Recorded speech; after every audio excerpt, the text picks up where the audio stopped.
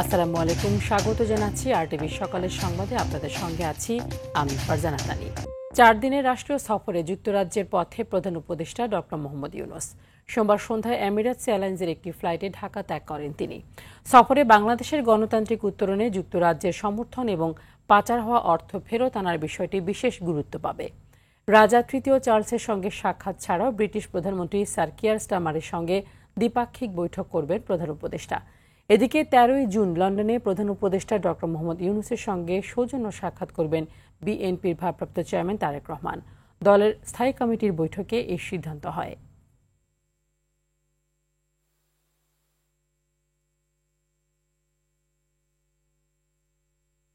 পাঁচ বছর আগে বিশ্বজুড়ে ভয়াবহ রূপ নেয়া করোনা ভাইরাসের ফের নতুন রূপে ফিরে আসছে।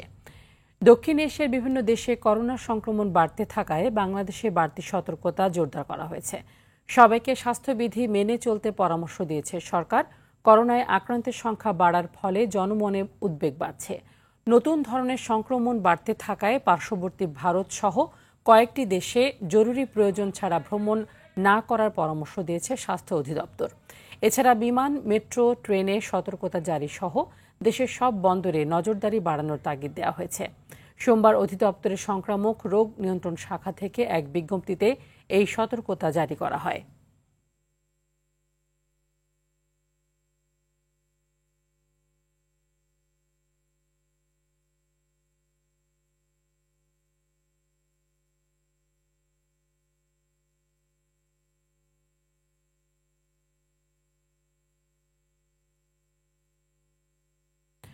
সাভারের বিসিক চামড়া শিল্পনগরীতে লবণ দিয়ে চামড়া সংরক্ষণ সহ অন্যান্য কাজে ব্যস্ত সময় পার করছেন শ্রমিকরা।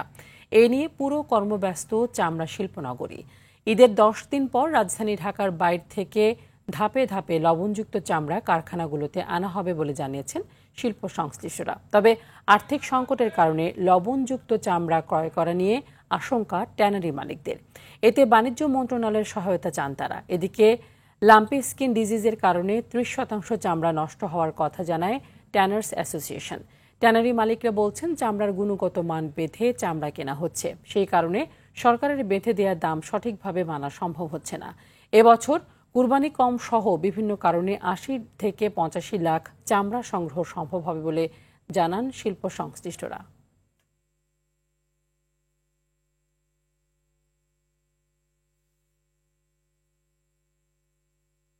সাভারের বিসিক চামড়া শিল্পনগরীতে লবণ দিয়ে চামড়া সংরক্ষণ সহ অন্যান্য কাজে ব্যস্ত সময় পার করছেন শ্রমিকরা।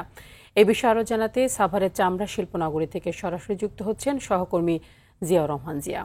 জিয়া, চামড়া সংরক্ষণ এবং সংগ্রহের বিষয়ে কি কি তথ্য আপনার কাছে রয়েছে জানাবেন। তানি এই মুহূর্তে আছি সাভারের বিসিক চামড়া শিল্পনগরীতে। আমরা সকাল থেকে যেটি দেখেছি যে এখনো পর্যন্ত আমরা বিসিকের তথ্য মতে 3,84,000 পিস কাঁচা চামড়া বিসিক শিল্পনগরীতে প্রকাশ করেছে এবং বিভিন্ন শিল্প কারখানাগুলো সেই চামড়াগুলোকেই তারা ঈদের প্রথম দিন এবং দ্বিতীয় দিন এবং গতকাল তৃতীয় দিন সেই চামড়াগুলোকে তারা লবণজাত দেওয়ার কাজগুলো করেছেন। এবং আমরা যেটি দেখেছি যে ইতিমধ্যেই তারা লবণ দেওয়ার কাজ শেষে দ্বিতীয় পর্ব যেটি চামড়াগুলোকে শোকিং এবং ফ্ল্যাশিং এর কাজ চলছে এবং শোকিং এবং ফ্ল্যাশিং এর কাজের পরে ওয়েট ব্লুর কাজ তারা শুরু করবেন। এবং আমরা যেটা দেখেছি যে শোকিং এবং ফ্ল্যাশিং এর কাজ তারা ব্যস্ত সময় পার করছেন এবং এখানকার যারা শ্রমিকরা তারা বলছেন যে ঈদের দিন থেকেই তাদের আসলে পুরোদমে কাজ শুরু হয়েছে। তো আমরা যেটি দেখেছি যে গতকাল দুপুরে শিল্প উপদেষ্টা এসেছিলেন আমাদের বেসিক চামড়া শিল্পনগরীতে। উনি চামড়া শিল্পনগরীর বিভিন্ন শিল্প কারখানা পরিদর্শন করেছেন। পরিদর্শন শেষে তিনি সাংবাদিকদের সাথে কথা বলেছেন। উনি সিটিপির ব্যাপারে কথা বলেছেন, কারণ সিটিপির যে সক্ষমতা আপনি জানেন যে সিটিপি আমাদেরকে যেটি জানানো হয়েছে 25,000 ঘন মিটার সিটিপি পানি পরিষ্কার পরিচ্ছন্নতার কাজ করতে পারে, কিন্তু এই সময়টিতে আসলে 40,000 ঘন মিটার পানি যে কাজ হয় সেটি বের হয়। তো এই যে বাড়তি পানি যে পরিশোধন করা সেটি আসলে সম্ভব হয় না। সে কারণেই আসলে প্রথম 10 দিন এখানকার যে স্থানীয় রাজধানী ঢাকা সহ সেই চামড়াগুলো আসবে, সেগুলোর পরিষ্কার পরিচ্ছন্নতার কাজ করবে এবং পরবর্তী 10 দিন পরে সে কাজ করবে। উনি যেটি বলেছেন, শিল্প উপদেষ্টা যেটি বলেছেন যে বিগত সময় যে সিইটিপি সহ বিভিন্ন কাজে যে অনিয়ম ছিল এবং এখানকার সিইটিপি অক্ষমতার ব্যাপারে যারা অনিয়ম করেছে তাদের ব্যাপারে তারা দেখছেন এবং সেটিকে তারা দুদকের তদন্তের মধ্যে রয়েছে। তারা যেটি বলছেন যে এখানে সিইটির ব্যাপারে তারা কোনো ছাড় দিবেন না। এছাড়া আমরা কথা বলেছিলাম শিল্প মালিকদের সাথে, তারা একটি আশঙ্কার কথা বলেছিলেন যে বাণিজ্য উপদেষ্টা থেকে তাদের একটি অর্থ ঋণ বা অর্থ পাওয়ার কথা ছিল, সেটি তারা পাননি, যার কারণে আগামী সময়ে যে চামড়া তারা কিনবে সেটি নিয়ে তারা সংশয় প্রকাশ করছেন। তো তানি এই ছিল সাভারের বিসিক চামড়া শিল্পনগরী থেকে সর্বশেষ অবস্থা। আপনাকে ধন্যবাদ। ঈদুল আজহার টানা ছুটিতে সৈকত শহর কক্সবাজারে ভিড় করছেন পর্যটকরা। সকাল থেকে সৈকতের প্রতিটি পয়েন্টে ভিড় করেন তারা। পর্যটকের সঙ্গে দেখা মিলছে স্থানীয় দর্শনার্থীদেরও। সাগর তীর পরিণত হয় মানুষের মিলন মেলায়। পর্যটকরা পরিবার পরিজন কিংবা প্রিয়জনকে সঙ্গে নিয়ে সাগর তীরে নামছেন। কেউ সমুদ্র স্নান করছেন, কেউ বালিয়াড়িতে ছবি তুলছেন, কেউ বা চড়ছেন ঘোড়ার পিঠে কিংবা বিচ বাইকে। এদিকে পর্যটকের আগমন ঘিরে নিরাপত্তা জোরদার করেছে ট্যুরিস্ট পুলিশ ও জেলা পুলিশ। পটুয়াখালীর কুয়াকাটায় হাজারো পর্যটকের ভিড় জমেছে। পর্যটকদের সমাগমে খুশি পর্যটন সংশ্লিষ্ট ব্যবসায়ীরা। এদিকে বাগেরহাটের ৬০ গম্বুজ মসজিদেও পর্যটকদের ভিড় আছে। দেশের বিভিন্ন জেলা থেকে পরিবার নিয়ে আসছেন হাজারো পর্যটক। রাজধানীর আশপাশে বিনোদন কেন্দ্রগুলোতে মানুষের উপচে পড়া ভিড় রয়েছে। কোরবানির ব্যস্ততা কাটিয়ে পরিবার পরিজন নিয়ে ঘুরতে বের হয়েছেন অনেকে।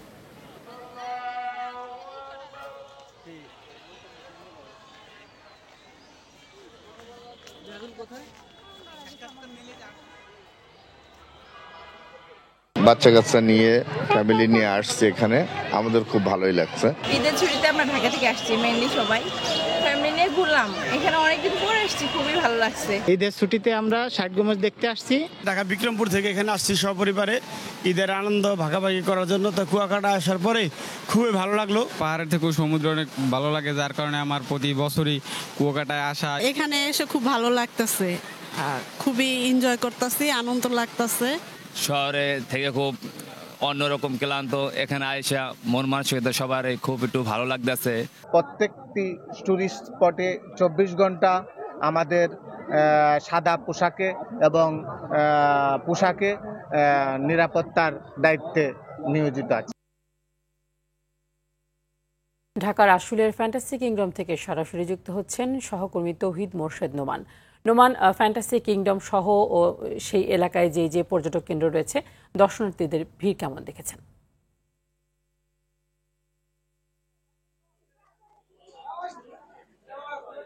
তানি যেমনটি বলছিলেন, ঈদের পর থেকে কিন্তু বিভিন্ন বিনোদন কেন্দ্রগুলোতে দর্শনার্থীদের কিন্তু যথেষ্ট আমরা ভিড় লক্ষ্য করেছি। আমরা আজকে সকালে যেটি দেখতে পেয়েছি, আজ সকাল ৮টা থেকে কিন্তু এই ফ্যান্টাসি কিংডমে দর্শনার্থীরা ভিড় করেছেন এবং তারা কিন্তু পরিবার পরিজন নিয়ে, বন্ধুদের নিয়ে কিন্তু তারা এখানে এসছেন এবং ঘন্টার পর ঘন্টা কিন্তু তারা লাইনে দাঁড়িয়ে অপেক্ষা করছেন টিকিটের জন্য। তো এই যে দর্শনার্থীরা, তারা কিন্তু ঈদের এই ছুটিকে স্মরণীয় করে রাখতে তারা কিন্তু এই জায়গাটিতে এসছেন এবং এই ফ্যান্টাসি কিংডমের যত রাইড আছে, শিশু কিশোররাও এসছেন, তারা কিন্তু এটা উপভোগ করতে চান। তো এই মুহূর্তে আমরা একজনের সাথে কথা বলবো এবং জানতে চাইবো আসলে যে তিনি কখন আসছেন। এবং আমরা ১ ঘন্টা যাবত আসছি, এখানে আসিনি, এই ফার্স্ট টাইম আসছি। তো আমি সো এক্সাইটেড, আসছি ফুল ফ্যামিলি নিয়ে আসছি, বাচ্চা, ননদ, ভাসুর, দেবর সবাই আসছি একসাথে। ধন্যবাদ। যেমনটি উনি বলছিলেন যে পুরো পরিবার নিয়ে কিন্তু ওনারা এখানে এসেছেন এবং একটি উৎসব মুখর পরিবেশে তারা কিন্তু এখানে অবস্থান করছেন এবং দলে দলে কিন্তু আমরা তাদেরকে দেখছি যে এখানে ভিড় করছেন এবং পরিবার পরিজন নিয়ে এই অত্যন্ত গরমেও কিন্তু তারা এখানে অবস্থান করছেন। এই যে এই উৎসব মুখর পরিবেশ, সেটি কিন্তু বাঙালির একটি আসলে অতি স্বাভাবিক চিত্র। বাঙালি কিন্তু উৎসবকে বরণ করে নিতে, উৎসবের একটি উপলক্ষ হলেই তারা কিন্তু বিভিন্ন সময় এই বিনোদন কেন্দ্রগুলোতে ভিড় করেন। তো আমরা যত দর্শনার্থী দেখতে পাচ্ছি তাদের সাথে আমরা কথা বলেছি, তারা বলেছে যে এই যে উৎসব, সেই উৎসবকে ঘিরে তারা এই উৎসবের দিনগুলোকে স্মরণীয় করে রাখতে তারা এই বিনোদন কেন্দ্রগুলোতে ভিড় জমান। তো এই ছিল আশুলিয়ার ফ্যান্টাসি কিংডম থেকে আমার কাছে সর্বশেষ। তানি, ধন্যবাদ আপনাকে। ক্রমেই অনিরাপদ হয়ে উঠছে রাইড শেয়ারিং। চালক কিংবা যাত্রী ছদ্মবেশে অপকর্ম করছে অপরাধীরা। দূরযাত্রার ক্ষেত্রে নির্জন এলাকায় বেশি হচ্ছে অপরাধ। অনিরাপদ হলেও দ্রুত চলাচল করতে নিরুপায় হয়ে রাইড শেয়ার করছেন যাত্রীরা। আর সংসারের টাকা ঘোরাতে এসে যাত্রী বেশি প্রতারকদের কাছে হারাচ্ছেন সর্বস্ব। নাজমুল হোসেন সাইমনের ক্যামেরায় নাজমুল হুদার বিশেষ রিপোর্ট।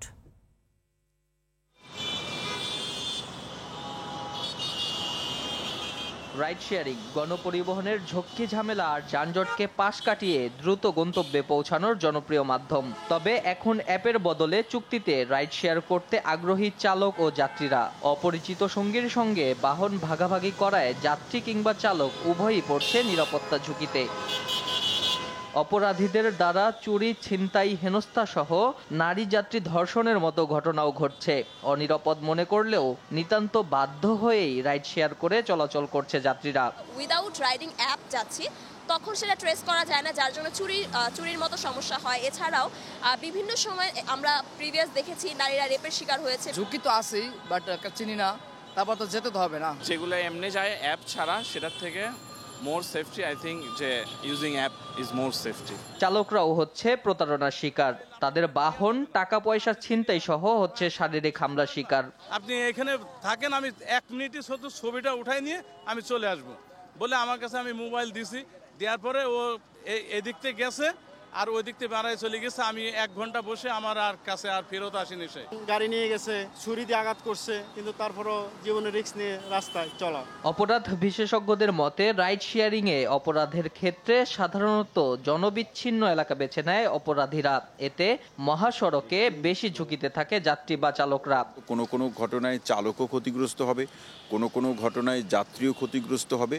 তবে রাতের বেলাতে নারী যাত্রীর ক্ষতিগ্রস্ত হওয়ার সম্ভাবনা কিন্তু অনেক বেশি। চালকদের মধ্যে যারা অপরাধপ্রবণ বা এই ধরনের মাদকাসক্ত থেকে শুরু করে নানা অভিযোগে অভিযুক্ত, কিংবা যাদের মধ্যে এই যে নারী কেন্দ্রিক অপরাধ প্রবণতা বেশি, তারা তো এই অপরাধগুলো করতেই উদ্বুদ্ধ হবে, কিংবা সে মনে করবে এটাই তার একটা সুযোগ। অ্যাপস ব্যতীত রাইড শেয়ার করা নিরুৎসাহিত করছে পুলিশ। এছাড়া কোনো ধরনের বিপদের আশঙ্কা হলে 999-এ কল করার পরামর্শ তাদের। নারী যাত্রীদের ক্ষেত্রে তাদেরকে অনুরোধ করা হবে যে তারা যেন অ্যাপস ব্যতীত অথবা এ ধরনের কোনো রাইড শেয়ারিং থেকে যেন বিরত থাকে। কোনো অনাকাঙ্ক্ষিত পরিস্থিতি যদি তৈরি হয় সেক্ষেত্রে সে হচ্ছে 999-এ যদি যোগাযোগ করার সুযোগ থাকে সেটা করতে পারে। যাত্রী নিরাপত্তার সঙ্গে চালকদের জবাবদিহিতা ও রাইড শেয়ারিংকে নির্দিষ্ট কাঠামোতে আনতে পারলে এই সেবা নিরাপদ হবে বলে মনে করছে অনেকে। নাজমুল হুদা, RTV, ঢাকা। খেলার খবর ফুটবল। এশিয়া কাপের বাছাই আজ সন্ধ্যা 7টায় সিঙ্গাপুরের মুখোমুখি হবে বাংলাদেশ। এই উপলক্ষে সোমবার জাতীয় স্টেডিয়ামে অনুশীলন করে 2 দল। তার আগে সংবাদ সম্মেলনে শিষ্যদের নিয়ে আশাবাদের কথা শুনিয়েছেন বাংলাদেশের কোচ হাভিয়ের কাবরেরা। এদিকে বাংলাদেশকে কঠিন প্রতিপক্ষ মনে করলেও জয় চায় সিঙ্গাপুরও। আরও জানাচ্ছেন আতিকুল ইসলাম শাকিল। অপেক্ষার প্রহর শেষে এবার সিঙ্গাপুরের বিপক্ষে লড়াই করতে প্রস্তুত জামাল হামজারা। 11 দিনের অনুশীলন ক্যাম্প ও ভুটান ম্যাচে জয়ের আত্মবিশ্বাস কাজে লাগিয়ে সিঙ্গাপুরের বিপক্ষেও সে ধারাবাহিকতা ধরে রাখতে চায়। একদিকে হামজা, সমিত, ফাহমিদুলে নিজেদের ফুটবল ইতিহাসের সেরা টিম গড়েছে লাল সবুজের দল। তার উপর আছে ঘরের মাঠের সুবিধা। প্রতিদ্বন্দ্বিতাপূর্ণ ম্যাচের আশা করছি। আমরা যে কারোর সাথে প্রতিযোগিতা করতে প্রস্তুত। কাল আমরা 3 পয়েন্টের জন্যই মাঠে নামবো। ফুটবলে সোনালী অতীতের হাতছানি, সমর্থকদের প্রত্যাশাও এখন আকাশচুম্বী। অধিনায়ক জামাল ভুঁইয়া সমর্থকদের সে প্রত্যাশার প্রতিদান দিতে চান। আমরা অবশ্যই জিততে চাই। কাল সকলেরই আশা পূরণের দিন। যদিও সিঙ্গাপুর বল পজিশন ও বিল্ড আপে খুব ভালো, তবে তাদের পরিকল্পনা নষ্ট করে দিতে হবে। অপরদিকে জয়ের জন্য বাংলাদেশে আসলেও স্বাগতিকদের সমীহের কথা সিঙ্গাপুর কোচ ও অধিনায়কের কণ্ঠে। শুধু হামজা চৌধুরী নয়, পুরো বাংলাদেশই ভালো দল। আমরা সেভাবেই প্রস্তুতি নিয়ে এসেছি। ঘরের মাঠে তারা কিছু সুবিধা পাবে। দর্শকদের জন্য স্টেডিয়ামের গেট খোলা হবে দুপুর 2টা থেকে। সিঙ্গাপুরের বিপক্ষে ম্যাচে সমিত, ফাহমিদুল্লাহ জ্বলে উঠতে পারলে বাংলাদেশের ফুটবল পাবে নতুন এক মাত্রা এবং বাংলাদেশের ফুটবল নতুন এক উচ্চতায় পৌঁছে যাবে, যেখান থেকে বাংলাদেশের ফুটবলকে হয়তো আর পেছন ফিরে তাকাতে হবে না। আতিকুল ইসলাম শাকিল, RTV, ঢাকা জাতীয় স্টেডিয়াম। সকালের সংবাদ এই পর্যন্তই। মধ্যাহ্নের সংবাদ 12টায় দেখার আমন্ত্রণ রইল। ধন্যবাদ সবাইকে।